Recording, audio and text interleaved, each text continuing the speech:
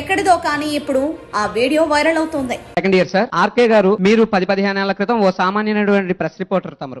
అటువంటి మీరు ఏ సంస్థలో పనిచేశారో ఆ సంస్థనే కొనుగోలు చేశారు. అంతేకాకుండా ఏబిఎన్ దమ్మున్న న్యూస్ ఛానల్ ప్రారంభించారు. అయితే ఇంత 10-15 ఏళ్ల కాలంలో ఒక న్యూస్ ఛానల్ పెట్టే అంత డబ్బులు మీరు ఎలా సంపాదించారు? న్యూస్ ఛానల్ ఏబిఎన్ ఆంధ్రజ్యోతి అనే దమ్మున్న న్యూస్ ఛానల్ పెట్టే అంత డబ్బులు మీరు ఎలా సంపాదించారు? అసలు ఎంత అవుతుందో తెలుసా నీకు? ఒక క్షణం సార్, నాది చెప్పిన తర్వాత అంటే టైం లేదు, మీరు వివరంగా ఇవ్వచ్చు సార్. ఓకే. అయితే మీరు ఆ డబ్బులు ఎలా సంపాదించారో ఆ కిటుకు కాస్త మా యువతరానికి చెప్పండి. రెండు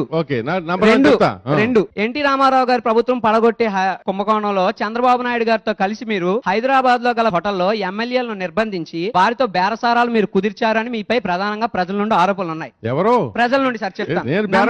నంబర్ మూడు అదే చంద్రబాబు నాయుడు వైపు ఆ టైంలో 10 మందో 15 మందో ఎమ్మెల్యేలు ఉంటే మీరు ఇతరితర దినపత్రిక ఎడిటర్లతో కుమ్మక్కై 50 మంది ఉన్నారు లేదా 70 మంది ఉన్నారని తప్పుడు రాతలు రాయించి మీడియా రంగంలో అవినీతిని మీరే ఆరంభించారని ప్రజలు అనుకుంటున్నారు. ఏ ప్రజలు? ప్రజలు చెప్తాను సార్. విను చెప్పండి. రాజకీయ నాయకులాగా ప్రజలు అనే ఒక బ్రహ్మ పదార్థాన్ని నా దగ్గర ఉపయోగించు. మాకు నంబర్ 1, ప్రజలు అనేది ఒక బ్రహ్మ పదార్థం. Okay sir. నీకు చేత అయితే నేను నమ్ముతున్నాను అని అను. నేనే నమ్ముతున్నాను సార్. నమ్మలేకపోతే వదిలేయి, అంతేగాని నమ్ముతున్నాను సార్. ప్రజల గురించి వదిలేయి.